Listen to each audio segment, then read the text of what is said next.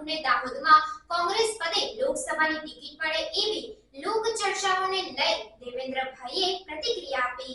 આવનાર લોકસભાની ટિકિટ કોંગ્રેસ પદે ભારતીય ટ્રાઇબલ પાર્ટીના ગુજરાત પ્રદેશ પ્રમુખ દેવેન્દ્રભાઈ મેડાને ટિકિટ મળવાની વાતને લઈ ભારતીય ટ્રાઇબલ પાર્ટીના ગુજરાત પ્રદેશ પ્રમુખ દેવેન્દ્રભાઈ મેડાથી વાતચીત કરતા તેમણે જણાવ્યું કે હાલ મને પણ લોક ચર્ચાએ જાણવા મળેલ છે કે મારું નામ કોંગ્રેસમાં બોલાય છે અને ગુજરાત પ્રદેશ પ્રમુખ દેવેન્દ્રભાઈ મેડાએ વધુમાં જણાવ્યું હતું કે જો મને કોંગ્રેસમાંથી લોકસભાની ચૂંટણી લડવા ટિકિટ મળે તો હું મારા ભારતીય ટ્રાઇબલ પાર્ટીના કાર્યકર્તાઓ, આમ આદમી પાર્ટીના કાર્યકર્તાઓ અને કોંગ્રેસ પાર્ટીના કાર્યકર્તાઓ સાથે મળી ભાજપને હરાવી કોંગ્રેસને દાહોદમાં 100% જીત અપાવવાની બાંહેધરી આપી।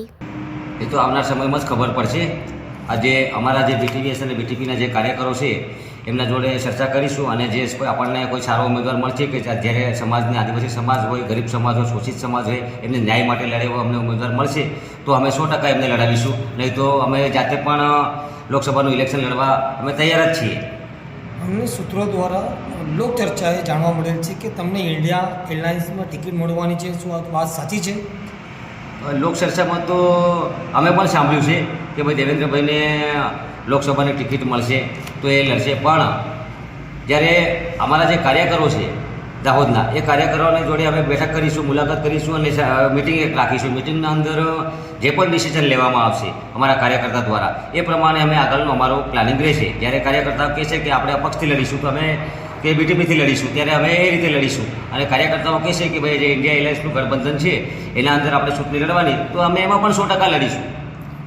તમને લાગે છે કે તમે કોંગ્રેસમાં તમને જો ટિકિટ મળશે તો તમે જીતી શકશો?